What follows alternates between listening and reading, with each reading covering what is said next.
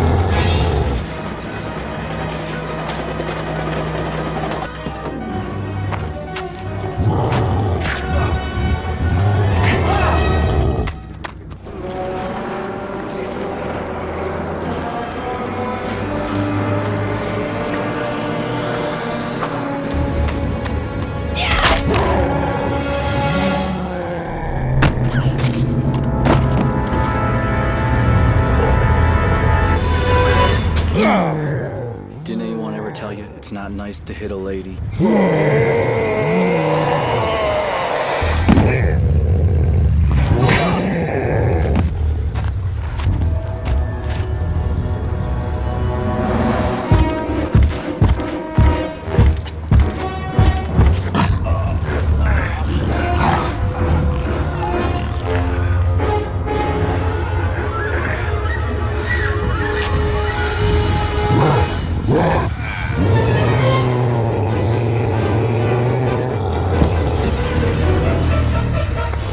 That's for Monroe. That's for little Kyle. And that's for Bob, you son of a bitch.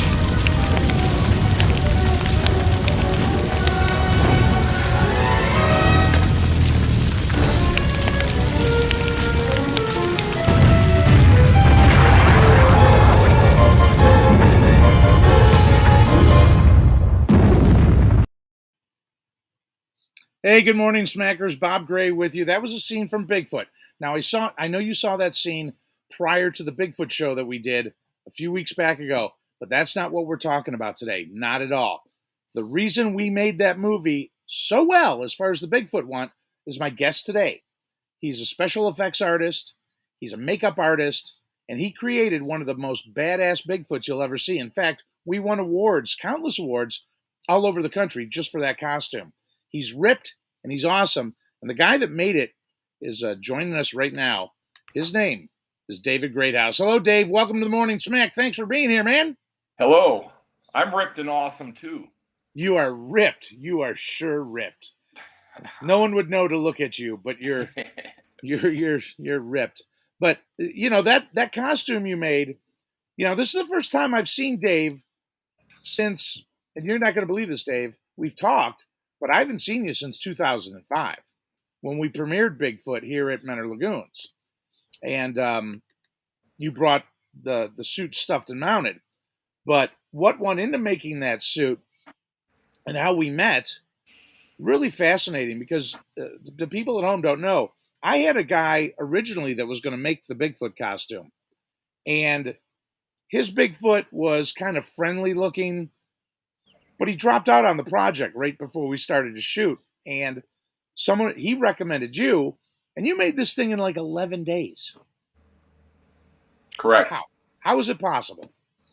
Well, it can be done. It's obviously you got to shortchange a lot of things and, shortcuts but we did it, obviously, I look at it, obviously we do a better suit, there are some good things that I see about it, and there's some bad things that I see, obviously, but we did it. That was the goal. Well, I don't see anything bad about it. I mean, it did win awards all over the place. I'm very proud of it. And I watched when you made the suit. And we had a buddy of mine, Sean Kipp, a very tall, thinner guy that was Bigfoot. And I went downtown, down in the flats when you were living in this giant warehouse, and I watched you put the goo on his face. And it would have drove me crazy having that stuff on. Sean took it like a man, didn't he? Yeah, he was fine. And most people are, actually. There's some some people have some some fears going into head castings, but typically they turn out okay, and the actor gets through it. My case, and I've done over 100. Well, he got through it, and the suit itself originally started as a wetsuit, right? Yeah. Well, yes, yeah. I think it was a more of a wetsuit, come to think of it, than a spandex suit. And then we constructed basically like foam construction, where we sculpt muscles out of foam and individually attach them to the suit to bulk it out. And then like the chest piece was sculpted with clay, molded. The feet were sculpted and molded, hands, and obviously the head. So you kind of like assemble it in that form, and foam latex, and then we seal the suit up, and then add hair and insert Sean. We have Yeah, a Bigfoot. yeah. Stick Sean in there. And one of the things you and I talked about when I discussed it with you, I wanted a Bigfoot that was ripped, kind of like a cross between Bigfoot and Predator. And Yeah. I think this picture right here between us says it all. Look at the ripped abs. Sean's in there. It looks fantastic, man. If this thing jumped out on you in the marsh, it would scare the living hell out of you. Absolutely. Yeah. For the money that we had and the time that we had, it's pretty stellar Bigfoot. Yeah. Albeit crude now, I see it. And like I said, as an artist, you fine tune things and look back and like, I could do it better. But we did it, and I'm proud of that Bigfoot in many ways. So yeah. And there's Sean right there without the head on. I hope that doesn't ruin anything for anybody. Like seeing a mascot without the head. But and that head was basically kind of like a full face helmet that popped onto his head. Yeah, yeah.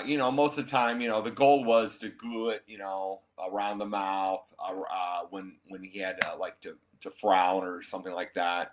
There's some limitations that we had there too. But yeah, it's a foam latex, so it could be glued to your face, but it was also worked as a mask. At the same time. Yeah, it was a great mask. Now, you not only made the Bigfoot suit, but you helped out with a lot of the gore effects. And I do want to tell the audience at home, some of the photos you're going to see today are incredibly gory and scary. But just remember, it's red dye and Caro syrup and foam latex rubber. And it's not going to get you. It's not going to hurt you. It's all made by the man on the other side of me there. But one of the things I remember, and I won't give the movie away, there was a scene where Bigfoot yanks a heart out of someone's chest. And I can remember you had built a chest cavity with little bones sticking out, and you were mushing bananas. You were using red Caro syrup and bananas and stuffing it in the cavity. I can only assume the bananas were to simulate body fat. Yeah, it just reflects, if you don't overdo it, but it reflects, it could be like, just brain matter, body fat. It just pops out from the red. It's like an old special effects technique. Yeah, yeah. Yeah. And then when the subject of Bigfoot's wrath rips his heart out, I didn't know how we were going to do that, but you came up with an idea to go to the butcher and get a pig heart Mm-hmm. from the butcher, which is roughly the same size as a human heart. You Yeah. put some connective tissue to it, so when it was yanked out, it looked like the arteries were connected. Dude, it was Yeah. fantastic. Yeah. But now you're bringing up, that shot, and again, with limitations on budget and time, you still wanted it pulsing. Yeah, Which would be cool, but like, okay, that's another gag in itself. Yeah. You can get the heart from the butcher store, which is real, but it's not pulsing. Now I got to bladder it up and tube it. well, you Like, did do so, that. You it did squirt a little bit. You ran yeah, a, we had a blood clear tube. squirting. Squirting is easy. Pumping is, bladdering is another, not as easy, especially on a real heart. So we would have had to either particularly like fashion a rubber heart, basically, that looked just as good, that could still beat, but we couldn't. So pig heart it was. Add the blood. Everyone loves it. Yeah, it was great, and it looked real. It really did look Yeah. real. So you started off. You didn't start off. You just didn't fall out of a cherry tree and start making movies. I know you were interested in this stuff as a kid, but you actually started off doing a lot of haunted houses, right? Yeah. Started doing haunted houses in my basement, really, and then charging admission and like really getting a racket going. All the neighborhood kids were involved, and there was makeup and the lighting, and we created a maze. And I know a lot of kids, do something similar, but I kind of turned it into a little business, like the backyard business. And that was at like 12 years old, so it was able to, like creatively put on a play or shoot a Super 8 movie. It was kind of in that same vein. And then I wound up at Bloodview Haunted House with the Legion of Terror at 15. And that's when my craft improved working with older artists and actors. And, you kind of hone your skills in people management and set design and makeup and acting in that way. And then it was like my goal was always the movies. So then next step is, what do you want to do with that? So I went to Hollywood. Well, we all go to Hollywood for a while, don't we? I did 9 years, Yeah, yeah. I started, the last couple was back and forth between Cleveland and LA. I started making a documentary film on my haunted house origins. And that led me, with a 16 millimeter film camera back to Cleveland to film. Then back to, so I was like double dipping for a couple of years. But I definitely got in, like the early 90s, when there was still lots of practical makeup effects. There were a lot of studios hiring large crews to do these movies, before CGI took over. And so a lot of the guys, the effects guys, there's still some making monsters. Some, went to straight makeup. Some went to CGI. Some like Well, straight into filmmaking or a different path. CGI's gotten so good now; it's hard, to dismiss it. When we made Bigfoot, and it was 19 years ago when we made Bigfoot, um, the CGI was not nearly as good as it is today. And I insisted on practical effects. I'm glad I did. And I would still want to do a lot of practical effects if I did a horror film today. But it must make it hard for the makeup and the special effects artists to compete with that when you got some kid sitting at a desktop doing effects on his computer. True. Yes. Yes. Absolutely. There's a limitation that practical effects have, which I find, beneficial in many ways, um, versus like the sky's the limit with CGI. So there's a tendency on set, you got to keep moving, and it's easy to shoot a plate shot of the scene blank, and then let the CGI guys work on it for the next 3 months, versus like trying to get a puppeteered full scale creature to maneuver, you know. That's just one example, but also like, the future of like makeups. Like, why have makeup when you can have a CGI makeup, So that's it, all that stuff, But fortunately, in the independent world, which I mostly reside in,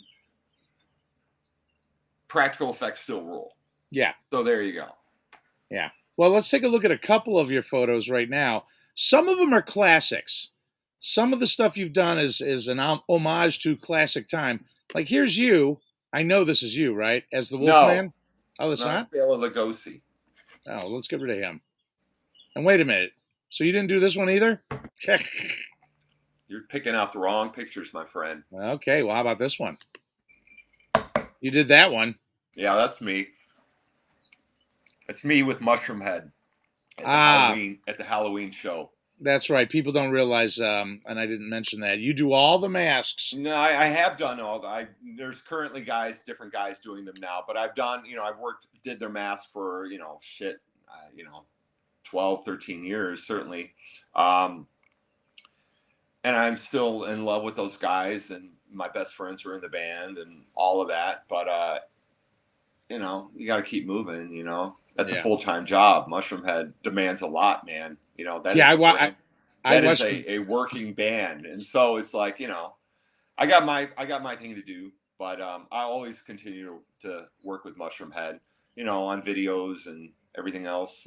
I'm always involved with those guys. So Yeah, and those guys are athletes too. I was watching a video last night where you were documenting shooting a mushroom head video. It was a big fight scene and bloody, and those yeah, guys were flying around like crazy.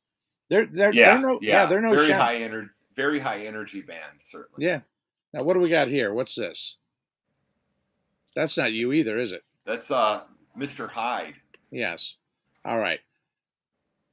You know what? These pictures were on your Facebook, so I Those grabbed are them. my classic influences. Oh, okay. All right. So we got one here, and I know we discussed Sean having his head encased.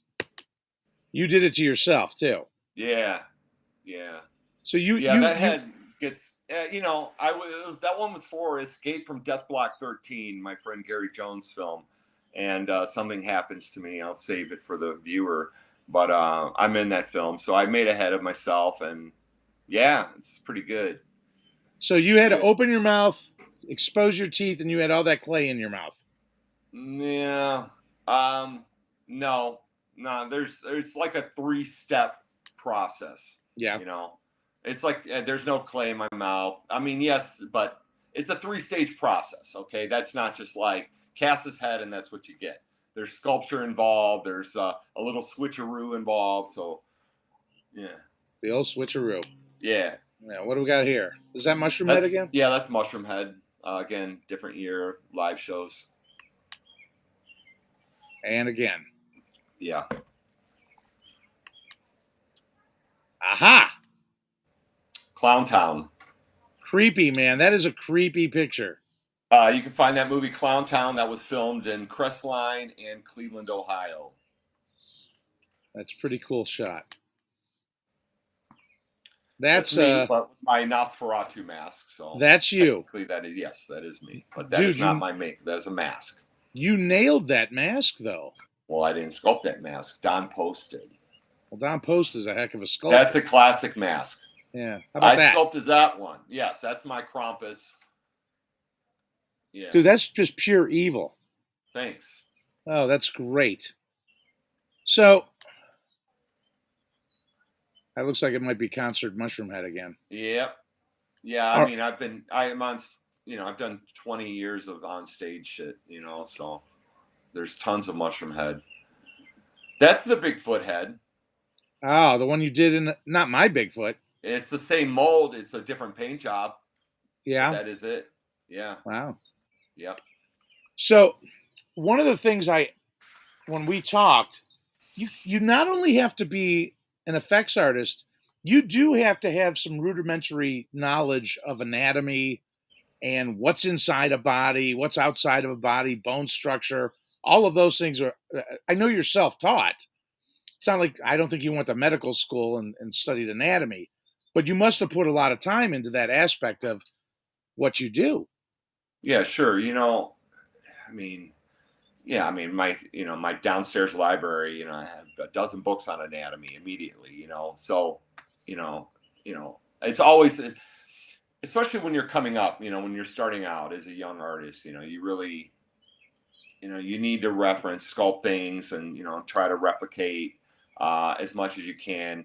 There's a tendency in horror, and we're all guilty of it, blood effects of just making something slimy and bloody and it does the job, and it typically does, but there's something more disturbing if you can see something that it looks and feels real, where you can see the anatomy of the skin or whatever effect you're doing, pulling it off. You mentioned the heart earlier. So yeah, anatomy is key for an up and coming artist, certainly to study and sculptors still pop out, reference books to, check out. Yeah, it's fascinating. Anatomy. It really is. And also, the deeper, if you really want to get, super intense about it, what's challenging is like, sculpting like a skinned body or, what the anatomy underneath, doing it perfectly, So that like itself is like what an exercise in sculpture, to create that, So yeah, you better know what you're doing. I guess. Now, what about this little guy here? That's the mummy from Face Off. Yeah. Let's talk about that. So people were bugging you to try to get on that Sci-Fi Channel show Face Off, and I think you sent the Bigfoot costume in as part of your audition tape, right? I don't recall, but if it's on there, maybe. Yeah. I mean, So I created. Don't get me wrong. I created my audition tape was pretty cool. I've done hundreds and hundreds, thousands of damn makeups. Over my life. So you know, and I'm good at talking about myself too. So that doesn't hurt. so what was that process like from audition to getting on the show? I mean, you were on for a while, so you were out west for a little bit. I think 3 months. Wow. Yeah, I think it was. I mean, shit, it was like July 5th to Labor Day, I believe. I think that's the time frame, if I'm not mistaken. Yeah, yeah. It So, must, I was watching that show, and a lot of the assignments they gave you was more. I believe they were more whimsical and fairy like, and not your typical David Greathouse, you know. But you hung in there, man. You hung in there really well, and you had some great guys going up against you. oh, fabulous guys. I mean, come on now. Those guys are hard hitting and powerhouses in the industry currently. Yeah. And also, I mean, they're just brilliant.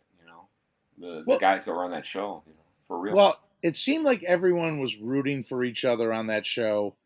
Um, and it probably was really sad when you were called to leave the show. You were done. You must have built some friendships with those guys. Oh yeah, still today, Yeah, absolutely. Yep. yeah, it's great if you can find it. What season was that? Was that 6? 4. Season 4. Look it up. Sci-Fi Face Off. Let's show a Yeah. couple. Let's show a couple more pictures. Here's a guy. Here, check this guy out. Oh, That's face-off makeup. one big eye, one tiny eye, or no eye. Is that no eye? Yeah, he's got an eye. It's a hybrid of a bumblebee and a man, Hmm. kind of a mad scientist bumblebee man. And you made that's really nice. I like that. And I think Thanks. there's another shot of it. Is that him too? Yeah.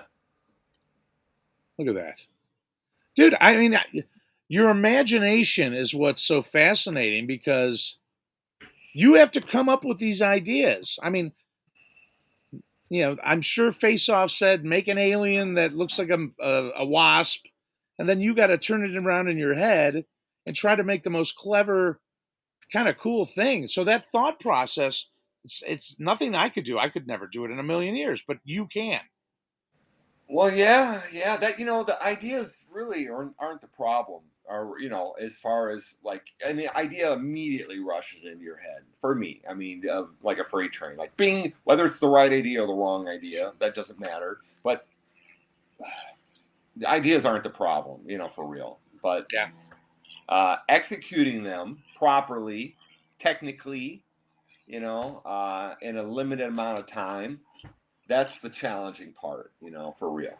Some guys are really fast, just immediately. Like, not only do they get the idea, but they're able to just translate it in clay and paint immediately, or sketch it, whatever. So, there's like that's where the struggle starts coming in. Is not just like thinking of the idea, but Well, crafting it.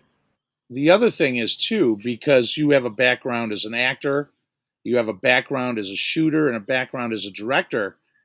When you create a costume, you're thinking in the mind's eye of the director sometimes too. Yes, You know what he's going to do or what he has to do to make this look right. So that's a big advantage for you. it is a big advantage, and certainly, but also as a director, I'm thinking of ways. What do we need? Versus like a makeup scrutiny. You're looking at it 360. You're really like super analyzing just the makeup, and I think my problem or gift is trying to see the whole picture. Of not just how good the character is, but trying to like set the stage. Are we going to have catering that day? What time is everyone showing up? How many cameras are there? So you think I try to think of it as a from a director's standpoint. Yeah, Ultimately, I'm sure what do that we suits you. not need to see? Oh, we don't see the back of the creature. we have 48 hours. We don't make the back of the creature, that kind of stuff, Yeah, yeah. So, yeah. Yeah, with Bigfoot, you had to see the whole creature. Sure. He was just doing too much running around. You were going to see the Yeah. back of him, the side of him, the front But of him. also, even with Bigfoot, there's limitations because of time and money. You know, That's true. I made that movie with a bologna sandwich and a camcorder, basically. for instance, if we had more money, all of the hair would have been woven on a netting, and it would not have shed. We had a shedding problem. That would not have happened. So it's like examples of like that. But we still made it. We still did it. Just got to work with those limitations in that indie film world, man. Yeah, no, we did it, and for a little B movie made in 2004, not too bad. It's campy. Well, we're still talking about it. So. Yeah. Well, no, Menor Headlands, where the movie was made, I can't walk down the street without someone say, "Hey, Bigfoot! Hey, Bigfoot! When are you going to make another Bigfoot?" Not making another Bigfoot, people. So if you're thinking that, forget it. That's not happening. I don't have it in me. But I will make the melon heads. And hopefully we can get some cash to do that. Now let's take a look at another picture here. Oh, what is going on there, Dave? That's Sweet Tooth Susie. She's my hit record of the Face Off show, I believe. Yeah, that one I've been recognized or complimented the most on, and I'm a big fan of her. So. Wow. Yeah. Gut ripped open and there's teeth. Yeah, that's where she stuffs all her candy. Oh, Jesus. And it was like an old zombie wizard. He's the Ice Goblin King. The Ice Goblin King. That was the first challenge. A lot of hair on him. Yeah, well, it's cold up in Antarctica. Yeah, is that where he's from? Yeah. I would assume so. Whoa. Yeah. That's just scary. That's just a typical day. Nothing special there. Just me. No, but you had to make those out. teeth. You made those teeth, right? Yeah, I made the teeth. I made the crown. That's How'd you make those teeth? You take a cast of your teeth, you sculpt them, you make a mold of that, and then you make dental acrylics, hard resin, and you make two shades, your teeth shade and then your gum shade, and then polish it, a little polishing, and hopefully they fit nice and go to town. Awesome. Teeth. Just a typical day. Yeah, typical day. I think here's another typical day for you. Is this like a Frankenstein with the flat head? Yeah. It's a version of it's my Frankenstein creature homage tribute. Oh, this is great, dude. So basically, somebody got cut in half, and if the folks at home look at that, you see the brain, the esophagus, the nasal cavity, right down the middle, everything. Well, yeah, that's Robert Kurtzman. That's his gag. He's the effects legend, and he was directing this film called Buried Alive, and this is in Santa Fe, New Mexico, and that's him behind me cutting it. But that's his creation. I'm just puppeteering it and making crazy faces. And you have puppeteering experience too. Sure, that's absolutely. It's acting. Puppeteering is acting, and it starts with wiggling a tentacle or something, and then I basically, because I was tall and skinny, they threw me in a lot of suits or test models, and so when I first moved to Los Angeles, I was getting offers to play creature suits, and probably one of my regrets was turning down a few for other projects, because there was like a different path there into real acting that I had, but I just chose differently. But I still get in creature suits occasionally, and still like being creepy, and whenever I can, Well, yeah, because once you're in the suit, I would imagine that your psyche takes over and you become that character because you look at yourself in the mirror, you see how you are, and it probably helps with your performance, knowing that you're grotesque or terrifying. You can really get into it. I mean, I would think. Sure, absolutely. It's just, If you're an actor, it's easy, certainly, and then you got a lot to work with when you're in makeup. You don't have to even work as hard. So I don't want to hear like actors complain about it. Like you're already fabulous. Now go sell it. That's right. And here's a shot of this is you guys working on somebody. Was that a skull cap? And then what'd you do there? Well, that's the same. That's the movie we saw earlier. That's Buried Alive. Uh-huh. That is Beth Biasella, and that's Eva Losa. And Beth played the witch, and that's us in our trailer, getting her into makeup every day. And how long did it take you to get her prepared every day? That was probably an hour and a half. We probably got it down to an hour and a half time, I believe. It's probably 2 hours at first, and because she then wears a wig and hands get glued on, and contact lenses, and it was staged makeup. It was prosthetics, different pieces glued at a time, and we had a great time out there. I was out in Santa Fe, New Mexico for 4 months. Wow. So that was wonderful. Hey, for you viewers at home that are just tuning in, we're with David Greathouse, special effects expert, makeup expert. He creates creatures. He's done a lot of movies, and we're glad to have him today. And we're showing off some of his creations. What else we got here? Let's take a look at this. Oh, that's mine. Okay, that's Bigfoot lurking. You made that. And, that's a handsome shot. That's probably Yeah, let's go back to that handsome shot. He's just ripped, dude. He's totally ripped. Yeah.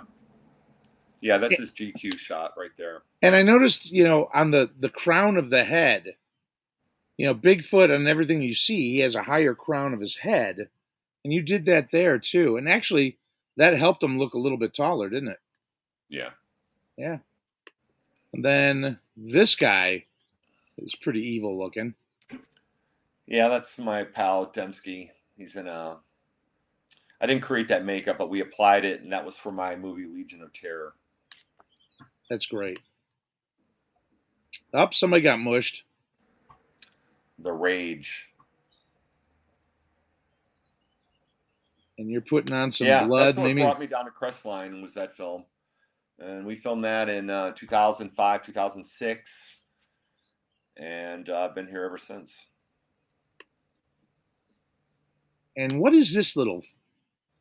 That's from The Rage. That's Misfit. He's one of the mutants, and Robert Kurtzman's The Rage.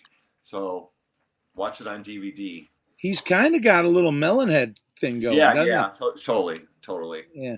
Now sometimes you find things that are a little bit different, and you apply them, and it could be like almost a mixed media. And one of the things I noticed with this next picture, you used crab legs for his hand. Yeah, we have a mold. That's not like real. It's a mold of a crab leg, certainly. Yeah, those are plastic, but we molded a crab leg. Yeah. That's neat. And what else we got here? Let's see. Did I show all these? Yeah, I showed that one. Wow. Terrifying. Just a typical day. Typical day for you. Yeah. You know what? I really like this little freak that you made there. And he does look like a melon head, man. If we make melon heads, and I think we're going to next June, if we make melon heads, we have some smaller melon heads that are creepy. Kid melon heads we have. Yeah. You'd be able to pull that off easily. I can pull off anything, that. Yes. And I'm going to budget like a huge budget just for effects. Great. Beyond your wildest dreams. It's so weird that it's been 20 years since Bigfoot, and we both look almost identically the same. It's a miracle. Oh, you think so? Yeah, I think so. Yeah. Yeah. Good. You look exactly the same. I don't know about me. I'm sure I do. But 20 years is a long time. It goes in a blink of an eye, doesn't it? It has. Yeah, it's very strange, what we thought of like 20 years ago, like we were really different points in our life. Like we could have done the last 20 years staying on our head. Yeah. Yeah, it's funny, isn't it? It was yesterday. It was yesterday. It's wild. It totally is. So the 21st century is a little confusing in many ways, like in time frame, it's kind of weird. You know? thinking, especially the last 10 years. Yeah, Yeah, at least for very me. quick. Yeah. So next year, I'm going to talk to the city. They've shown the city of Menor has shown Bigfoot several times. They've got a big amphitheater out here now that holds about 9,000 people. And since it's on July 2nd, next year will be the first day of shooting for Bigfoot 20 years ago. Yeah. So I'm going to try to get the city to see if they'll do a 20-year anniversary showing of the movie, which I think would be great if we can get all the old cast members up. And it'd be fun to see how they've aged over the last 20 years. And I keep in touch with some of them. Mike Trivisano. I think you know Mike Trivisano, Yeah, right? we're Yeah. pals. Yeah. Saw him Mike's last weekend. he's a solid guy. But Sean Kipp, I see all the time. He's got a boat dock actually over here by me. So I've known Sean since we were little kids. But so you have some movies that that you're working on or getting ready to release, right? Well, I mean, I try to, there's several stages of, what movie. I'm always doing effects, for films, certainly. Um, when they come around, there's typically like 4 to 5 a year that I work on. And, the big announcement is my film, Mama Zuze, which, I'm planning on preparing a premiere sometime this fall for Ohio and America. We showed a rough cut of it in Zambia last year, where it was filmed, but no big announcement at this moment, but that's coming soon. Well, what is that film about? I mean, is it a horror film? Is it documentary about a tribe? What's going on with that picture? Okay, well, Mama Zuze is I would say a dark fantasy. It may qualify as a horror film. Very dramatic, so it's a drama, fantasy, horror. PG rated, Yeah. certainly. About an orphan boy who moves in with his strange grandmother, who may be a shape shifting witch. That's interesting. That's the premise, and it's his story. It's told through a 12-year-old boy's eyes, and about the relationship with my grandmother certainly is a big part of it, and any boy in his adopted situation, and let's see it. I Now, can't wait to show it. you shot it in Zambia, so did you use a lot of locals out there? Everything is Zambia. It's filmed in Zambia with Zambian cast and Zambian crew. Why did you decide to film something in Zambia? Were you there before? Did you visit it? No, I had a friend, makeup artist named Walia Nawa of Zed Girl Makeup, and we were working on Fun Size, the film in Cleveland. Uh-huh. And we became pals, and she said, I would like you to come to Zambia to teach special makeup effects. And I said, I would like to go to Zambia to make a movie, not knowing a damn thing about making a movie in Zambia. So just saying that out loud in the universe, I couldn't shake it anymore. It was something that I pursued and researched, and obviously then I went there to scout and meet people, and it went fabulous. Okay, it went smooth, it went great. And I'm like, we're making a movie here, and I came back a few months later, and we made the movie. Isn't that great when you go out there and everything just seems to fit into place? There's no problems. There's no bullshit. I mean, I've worked on Hollywood film sets where there's a lot of drama and crap. Like Bigfoot. We didn't have anything like that in Bigfoot. I think because everyone was so new to that business at that time that they were just willing to listen and do what we told them, right? But it worked smoothly. It was very smooth, that whole shoot of Bigfoot. The schedule was a little up and down sometimes, but in general, it was pretty drama free. And that's what you experienced in Zambia. And it sounded like it was a wonderful experience. Yeah, it was. It was a wonderful experience, and we filmed, we shot our film, while there. We didn't. There was, obviously it's filmmaking. There's tons of obstacles, and there, it wasn't like every day it was smooth sailing. It was tough with schedules and money and you know, everything. You know, there were still challenges to make them as it is. However, you know, everybody's on board. You know, everyone is supportive, and the actors are great, and my crew was great, and I made lifelong friendships there, certainly. That's great. And And you didn't catch malaria or nothing like that. That's no, nice. no, there was never, you know, no, nothing like that, nothing Yeah. close, no Yeah. sicknesses whatsoever. The film was great, and it's a special film to me, and I can't wait to screen it. So Now, was it you? I can't remember if it was you or not. Didn't you go down to work on The Walking Dead for a little bit? no, I Who, have friends that work on Walking Dead, but I was never part of the Walking Dead crew. who was the guy? He's a Cleveland guy. Didn't he go down there? Or am I just imagining something? It may be, but I'm not sure. You know, No. I don't know. Maybe. That would have been an interesting show to work on, huh? Sure, yeah, you know, it's and again, I have friends that have worked on every season of The Walking Dead that I communicate with, and so I live it through them basically. I would imagine that you have to work extremely fast with the amount of, Walking Dead that you've got to create all the time. I'm sure some of them are masks and, quick applications. Backgrounds, but you're still putting dozens and dozens of actors through the makeup process. Yeah, those guys got to get off a day of shooting and just go, whew, man, am I glad that day's over. Sure. Yeah. It's a hard job. No joke. What have they been on? 10 seasons now? More than that? I don't know what they wound up at, but now it's spinoffs and, so Walking Dead's still living, still walking. Yeah, that's a lot of zombies, man. Sure. I can't imagine.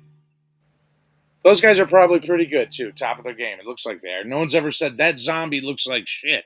No. I've never heard that uttered once. Never. No. Never. Nope.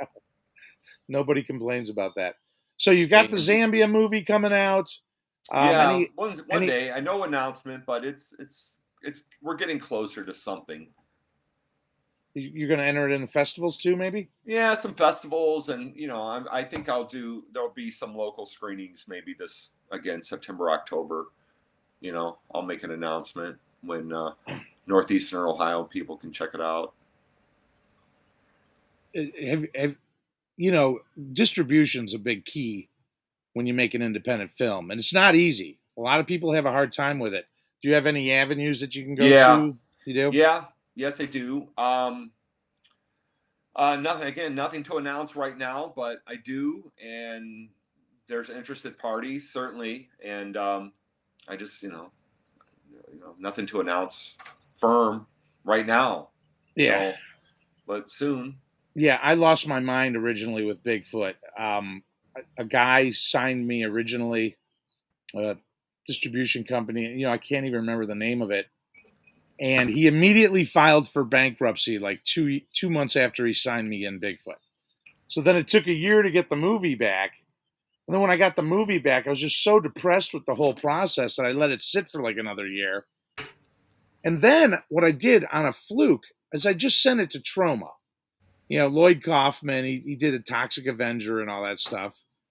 And that year they got 3,000 movies submitted to them, and they picked 2. And Bigfoot was one of them. It was a miracle. So, I know Troma, they do a lot of schlock B cult films, but they do have a big fan base that loves Troma films. Sure. They've had us on for a long time, and just to get distribution is key. A lot of independent guys can't do it. I feel bad for them.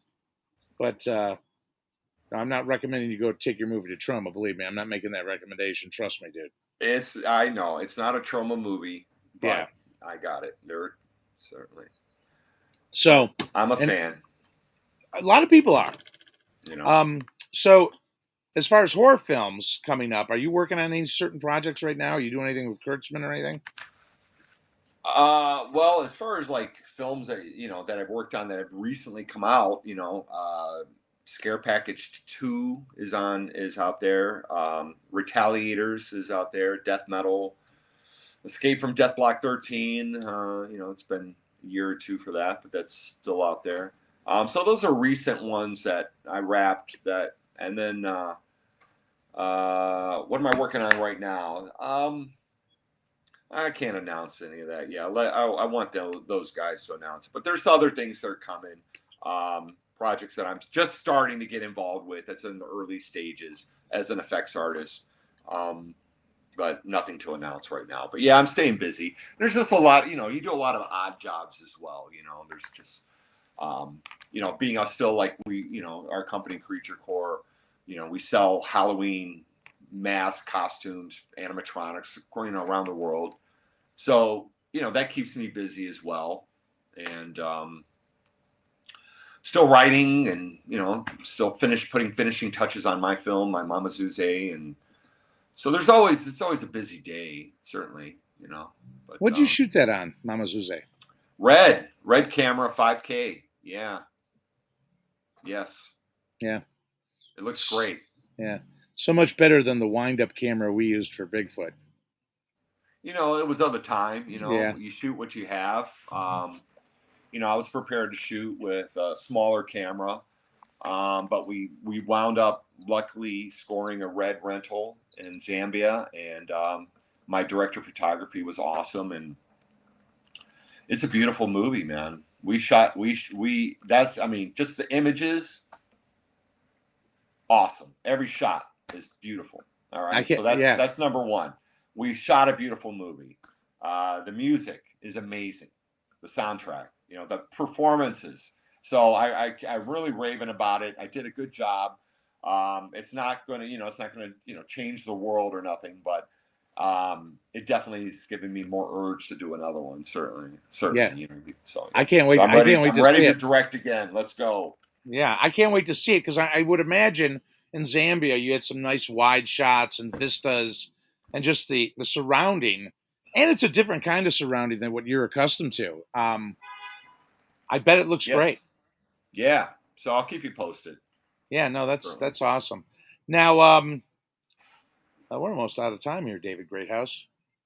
You need to come up to Menor and visit.